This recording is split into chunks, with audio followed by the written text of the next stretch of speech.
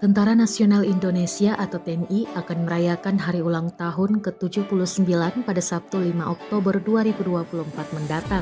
Sejumlah kegiatan meriah siap digelar dalam acara puncak peringatan yang akan berlangsung di kawasan Silang Monas, Jakarta. Mengusung tema TNI modern bersama rakyat, siap mengawal suksesi kepemimpinan nasional untuk Indonesia maju. TNI menyiapkan berbagai atraksi dan kegiatan menarik yang dapat dinikmati oleh masyarakat. Gladi Tarunan Militer juga digelar di Monas. Rekamannya diunggah Instagram @infokomando official pada Minggu 29 September 2024. Tampak Taruna melakukan aksi drum band dengan busana kepala hiu. Latihan tersebut pun menarik perhatian pengunjung. Tak hanya aksi memukau drum band TNI berkepala hiu, ada pula aksi prajurit di belakang layar. Di belakang atraksi drum band, seorang prajurit berpangkat Kopral Kepala atau Kopka berjoget sambil memainkan simbalnya.